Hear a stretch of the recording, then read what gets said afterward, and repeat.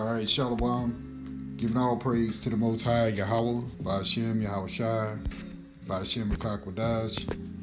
Double honor to the apostles and elders, great millstone, Shalom to the hopeful elect. This your brother Atazawan Bayat. I'm going to bring a short lesson. And I really intended to bring this lesson yesterday, but ran out of time. However, the Spirit was on me still to go ahead and do the lesson. Now, there have been various other brothers, of course, who've responded and made videos concerning Heare, right, and his current situation, all right, with the small hatters and big nose small hats. And then now you had Heare, all right, Heare Irving of the Brooklyn Nets, who, 3 or 4 days ago had an interview after a game, and how he posted a link to the movie H2N, or Hebrews to Negroes, right, on his platform, which is a film that's either sold or streamed by Amazon. But either way, right, this truth has permeated the celebrity world, okay? And there are those who have a little bit of understanding, right? And while we were at camp yesterday, me and the brothers, we were talking, and we say, hey, the Lord used a jackass, right, to speak at one point in the scriptures, right? So how much more can he use actual Israelites, right, actual real Jews, who, even though they may not be in the full 100% truth, do have some understanding and carry a little bit of weight in this wicked society, and the Lord is making them speak, okay?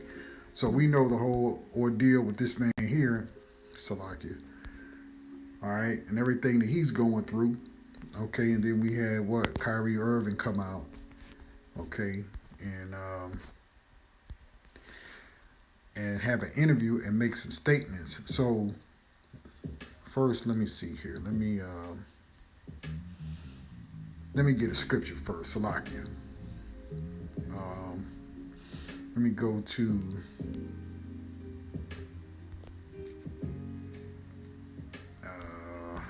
Salakia. Let me go here to 2nd Esdras. All right.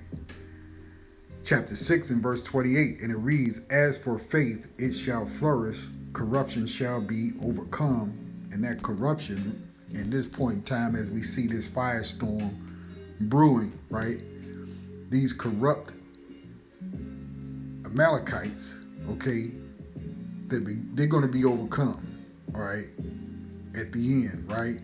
But we're starting to see this thing, their society, deteriorate, okay, right in front of their eyes, and they can't hide the truth, okay? And faith is beginning to flourish, all right? Because if there's one thing that these two dudes did, is it caused many people, many of our own nation, to begin to start questioning things and begin to start looking into things and investigating what has been done over time, okay? But that's all through the Spirit of the Most High.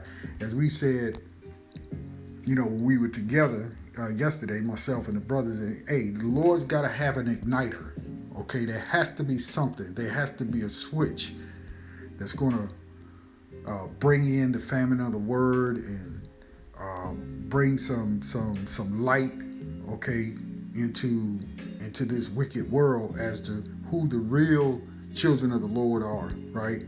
As that one scripture says, then you should know who are my chosen, all right, paraphrasing it. All right, so let's finish this verse.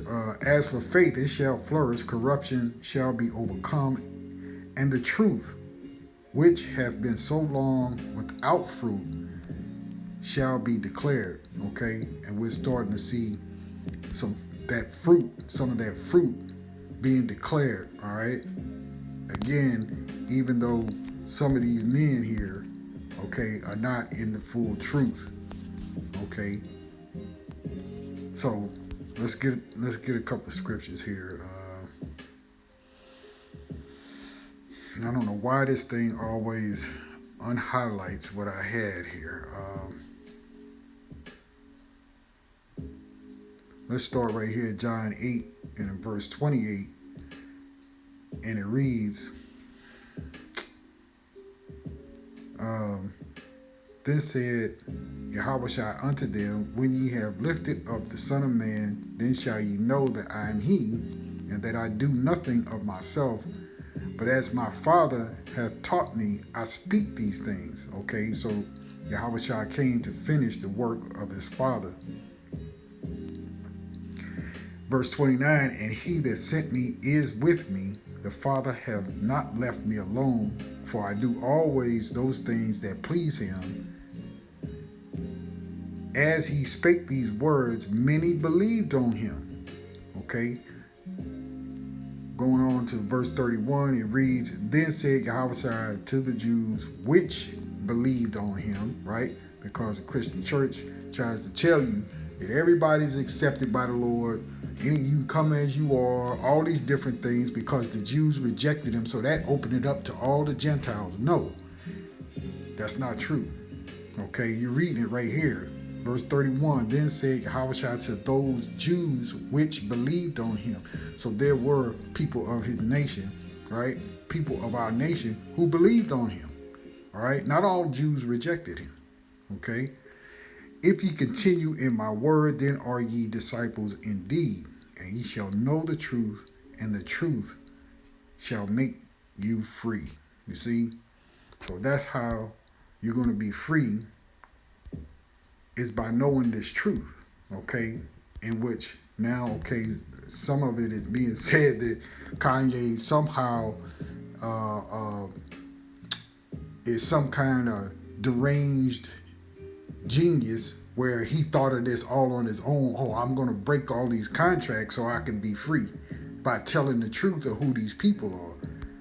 All right, so that's one of the narratives that they have out there, okay? But nonetheless, the truth of the Lord, the truth of the scriptures, the truth of who his chosen people are, that's being proclaimed now, okay? All right, so let's go on here. This is John, see here, Salakia.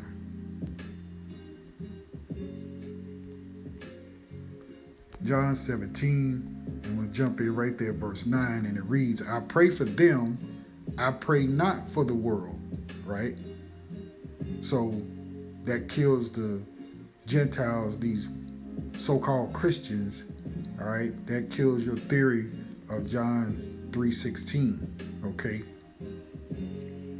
All right? The Lord only prayed for those that were in the world that the Father had given him, all right? And we'll read that right here, okay? I pray for them. I pray not for the world, but for them which thou hast given me, for they are thine. And all thine, Salakia, and all mine are thine, and thine are mine, and I am glorified in them. And now I am no more in the world, but these are in the world, and I come to thee. Holy Father, keep through thine own name those whom thou hast given me, that they may be one as we are. While I was with them in the world, I kept them in thy name. Those that thou gavest me, I will keep, and none of them is lost, but the son of perdition, right? That the scripture might be fulfilled. I don't know why that thing does that. Slakia. And now come verse 13, and now come I to thee, and these things I speak in the world, that they might have my joy fulfilled in themselves. I have given them thy word, and the world hath hated them, because they are not of the world, even as I am not of the world. Right, and that's really, in this day and time, speaking to the elect, okay, of the nation of Israel, okay? And I pray not that thou shouldest take them out of the world, but that thou shouldest keep them from the evil. They are not of the world, even as I am not of the world. Sanctify them, since John 17:17, which is where I was going. Okay, sanctify them through thy truth. Thy word is truth. See, this word of the Lord is the truth. Okay? And they continuously want you to believe a lie that these small hatters are the chosen people, right? Which is not true. Let's go over here to Romans. And let me see where I want to jump in. Let's jump in right here in verse 22. Romans 9:22. And it reads, what if the Most High, willing to show his wrath and to make his power known, and endured with much long suffering the vessels of wrath fitted to destruction? And that's Esau, Edom, right? And chiefly their chief tribe, the Amalekites, all right? Amalek, okay? Who are the 1948ers, the small hatters, okay? Those whom, Yea said were running everything. Okay, verse 23, and that he might make known the riches of his glory to the vessels of mercy, which is Jacob, right? The children of Israel, which he had afore prepared unto glory, right? So beforehand, the Lord had already picked Jacob, okay, to receive the kingdom. Okay, verse 24, even us whom he hath called, not of the Jews only, but also of the Gentiles. Okay? Which the Gentiles are the scattered Israelites who are scattered all over the earth pursuant to the curse. Okay? And so they're being called back. All right? Verse 25, as he saith also in Hosea, which is Hosea, I will call them my people, which were not my people, and her beloved, which was not my beloved. All right. Matter of fact, I think I got that pulled up. Let's see if we can get to it. All right. So, oftentimes when we read the scriptures and we see that, okay, let's see here. Let me go back down. Verse 25. As he said also in Hosea, which he, the Apostle Paul, is referring to what? A prophet from the Old Testament. Okay. So when you see something like that, you always say, well, somebody might say, well, where is it written?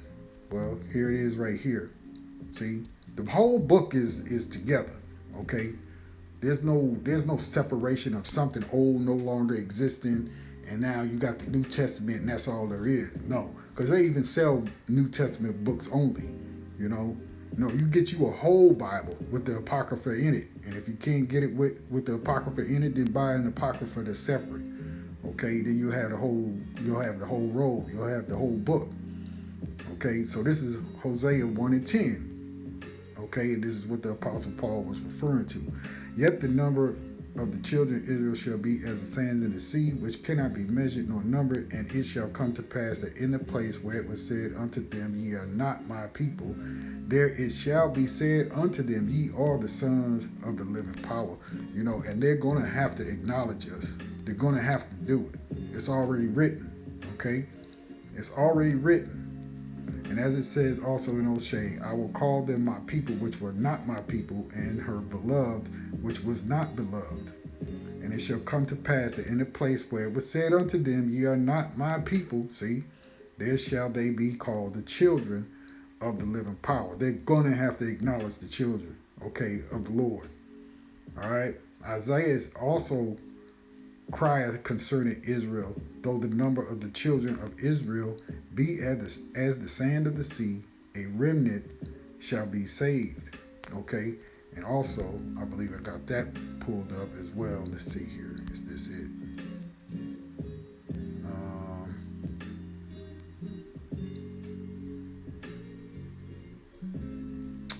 Let me see here. Slovakia. Yeah, here it is right here. Let's go up here. Okay, let's just jump in right here. For time's sake, we'll jump in right here at verse 20.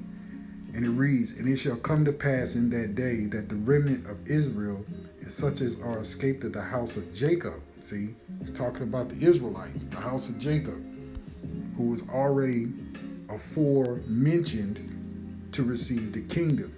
Okay, shall no more again stay upon him that smote them. Who smote us? Right? These same wicked people who keep saying they don't control everything. All right, but shall stay upon the Lord Yahweh by Hashem Yahushai, the Holy One of Israel. What? In truth. You see, by getting this word of truth. Thy word is truth. We just read that, right?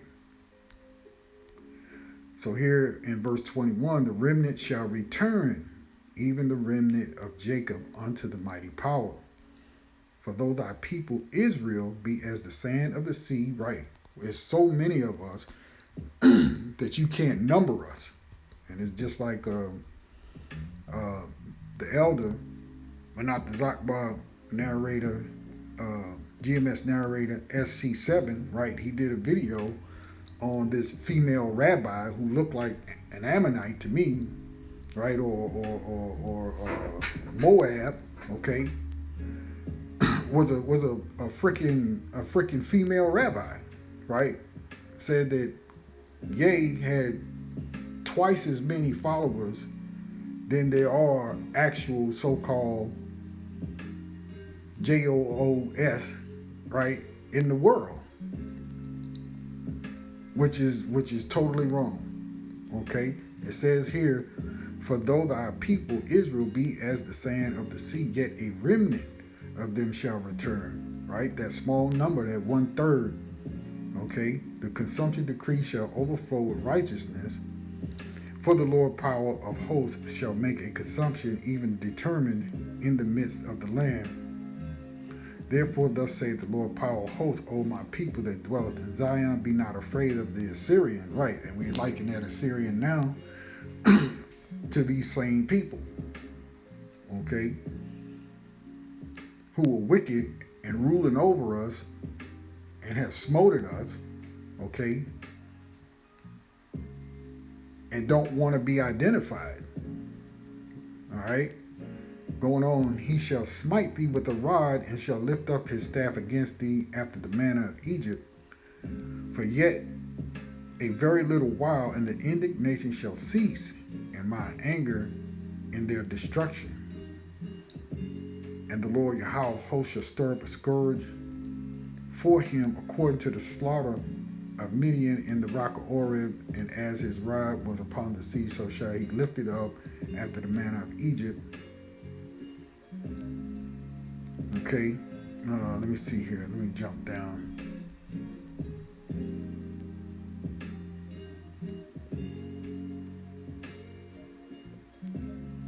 Okay, pretty much that's all I wanted out of that. All right. Okay, but our people are of the sand of the sea. You can't number us. What's the point? Okay. So let's go back over here to Romans, right here, 27, and it reads again, Esdras also cried concerning Israel, though the number of the children of Israel be as the sand of the sea, a remnant shall return, right? So that's what the Apostle Paul was referring to, the book of Isaiah, the prophet, okay? So there's no way for these people to win, they can't get around it. All right, so now with all that established, okay, let's listen a little bit to what Kyrie had to say here. I may not play all of it, okay, but we'll listen to most of it. Here we go. And it's a title given to Christ, Philippians 2:11. And my name translates in the Hebrew language as Yahweh. So I went on the Amazon Prime. I was like, you know what, let me see if there are any documentaries on Yahweh. So went in the search bar, typed in Yahweh. That came up. Went out and shared it on my platform. That was my night. In terms of the backlash, or what people call it, we're in 2022. History is not supposed to be hidden from anybody. And I'm not a divisive person when it comes to religion. I embrace all walks of life. You see it on all my platforms. I talk to all races, all cultures, all religions. And my response would be, it's not about educating yourself on what Semitism is and what anti-Semitism is. It's really about learning the root words of where these come from and understanding that this is an African heritage that is also belonging to the people. Africa is in it, whether we want to dismiss it or not. So the claims of anti-Semitism and who are the original chosen people of God, and we go into these religious conversations and it's a big no-no. I don't live my way like that. I don't live my life that way. Excuse me. I grew up in a melting pot, and I say a melting pot of all races: white, black, red, yellow, Jewish, Christian, Muslim, and you can see the way I live my life now. I'm not here to be divisive, so they could push their agenda. I don't want to say they, because I'm not identifying any one group or race of people, but I'm in a unique position to have a level of influence on my community. And what I post does not mean that I support everything that's being said or everything that's being done, or I'm campaigning for. Okay, and I'll stop it right there just a little bit because, although he said he's not trying to identify any particular race of people, just read between the lines. He is, but he isn't. Okay? He's a little bit off, for talking about Africa and all that kind of stuff. Yeah, the Southern Kingdom, a lot of them came out of the continent, what they call Africa now, which was biblically called the land of Ham. Okay? So, with those points, you understand that he is basically calling them out, okay, and saying that I have a right, all right, to voice my opinion on such matters because it's history. History exists, and you can read on history, you can watch documentaries on history, and so on and so forth. So why, when it comes time to, when we get to this point, right, of talking about a certain group of people, okay, they call you anti-Sem, okay, because they don't want to be discovered. They don't want the whole world to know them as the wicked, right? So, but that's going to happen anyway because it's prophesied, okay, to happen. You see? So let's listen to a little bit more. Thing. All I do is post things for my people in my community and those that it's actually going to impact. Anybody else that has criticism, and obviously wasn't meant for them. Hopefully I'm understanding what you said, and I want to make sure I get it right because I don't want to misquote any part of it. I don't expect understanding from a media conglomerate group that sincerely talks about the game of basketball, and then we bring up religion as if it's correlative at times when it's convenient. And see, that's the funny thing, you find this even on your own jobs, right? Or wherever you may be.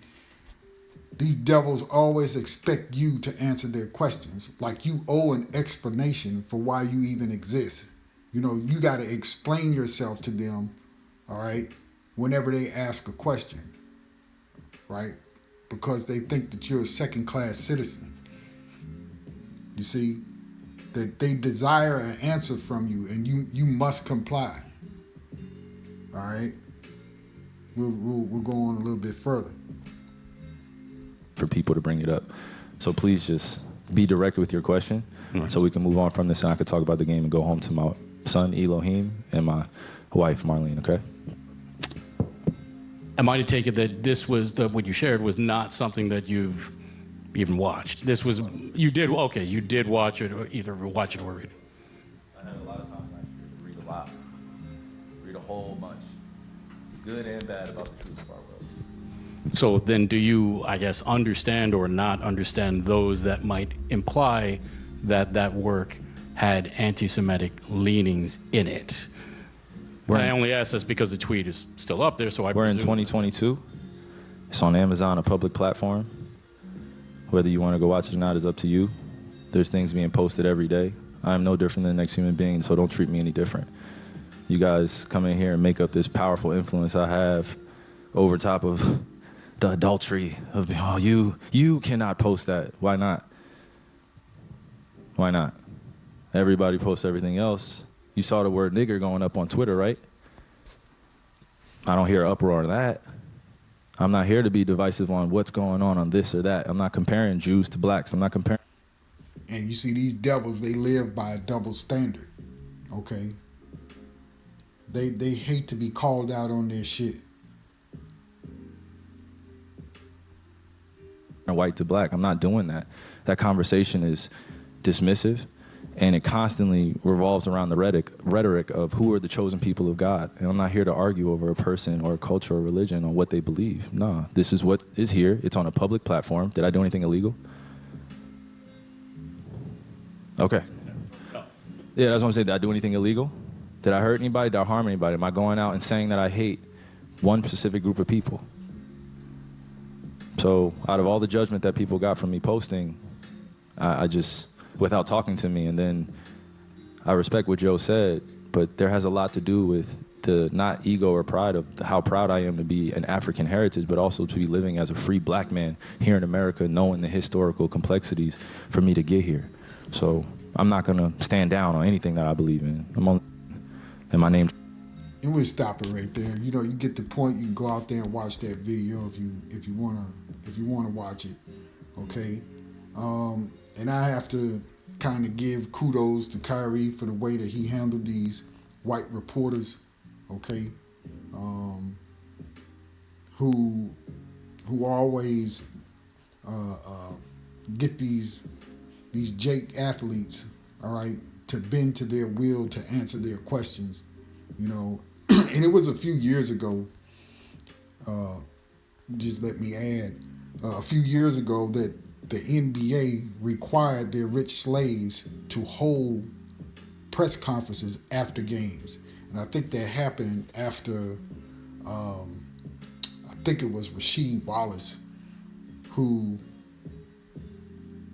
mocked the whole system of the NBA with giving interviews, and he just answered with one word, and then they redid the rules that said that all athletes are required as part of their contract or job, however they stated it, to have to give interviews or have to comply with giving interviews either before or after a game. Okay. It basically was made mandatory that they had to do it. Okay, because a lot of the athletes were refusing to give interviews. Okay, which when you go back further in time, that's why Kareem Abdul-Jabbar, okay, formerly known as Luau Cinder, was hated by the reporters. Okay, because he would never talk to them. So then, so when you fast forward into the 2000s, this is where you get this whole idea of making all of the Jake athletes speak to the reporters. Okay. So anyway, they mentioned this word, and last night at camp, I looked it up on Britannica, and you see it, anti-sim. Okay. And I'll just, for information's sake, put it up here, and we'll read it, and then we'll close the lesson. All right, so here from Britannica, okay, you have the word itself, anti-sim, hostility towards or discrimination against Jays as a religious or racial group. The term anti-sim was coined in 1879, and when you go back to 1879, this is, well over 100 years, I guess you would say, but you have to remember those who were tyrants and barons, right? Investment barons back in these days in the early or late 19th century, okay? A lot of these, your J.P. Morgan, Henry Ford, Carnegie, the Rothschild family, right? The Rockefeller family, they were already well established and had been going around spreading, their tentacles, if you will, around the world. You just have to go back into the mid 1800s and start looking into those family trees, and you will see that they casted a net, because you're talking about the Industrial Revolution at that time, all right, coming into play. And they were throwing a lot of money around, okay, to gain control in certain parts of the world, all right, from America to Austria, okay, England, or Britain, however you want to say it. Okay, so all you have to do is go back and look at them, and we know who they are. All right, they're the ish as well, but they're at the top. They're the top rung. Okay, so going on with the definition, it reads the term anti-Sem was coined in 1879 by German agitator William Marr to designate the anti-J campaigns underway in Central Europe at that time, right? Because a lot of people during that time realized what they were doing and who they were, and that they were coming into power. But we all know that was from the left-hand side of the Most High. Okay, that's how they got their power. All right. Nazi anti-Sem, which culminated in the Holocaust, had a racial dimension in that it targeted Jays because of their supposed biblical characteristics, even those who had themselves converted to other religions or whose parents were converts, right? And when you look into also the Rock family, okay, they passed themselves off as so-called Christians, right? In which they changed their names. They're part of that Red Child family as well. But they all changed their names because they were trying to hide themselves in the earth. Okay? This variety of anti-J racism dates only to the emergence of so-called quote-unquote scientific racism in the 19th century and is different in nature from earlier anti-J prejudices. Okay? So anyway, you can go into that word and look it up and trace it back, okay, to its origin, if you will. All right. So anyway, pretty much, I'll end the lesson there. Okay. But if you're interested, like, hey, the Lord is using these two right here. All right. Using Ye. Okay. Using Kyrie to bring attention, right, to the truth, right, causing people to think, going back, doing some research, okay. So it's doing what it's supposed to do, all right. However, the Lord is going to use them, all right. Now we're not necessarily, we're not bragging about these two, being they in the truth, they brothers and so on, they don't have 100% knowledge of it, and it would have been nice if these two could have pulled some scriptures, but it's doing what it's supposed to do for this time. Okay, it's getting enough attention. All right. So anyway, with that, I'm not gonna make the lesson any longer. We're gonna close out and give all praise to the Most High, Yahweh, Ba'ashem, Yahweh Shai, Ba'ashem B'Kakwadash. Double honor to the apostles and elders, great millstone.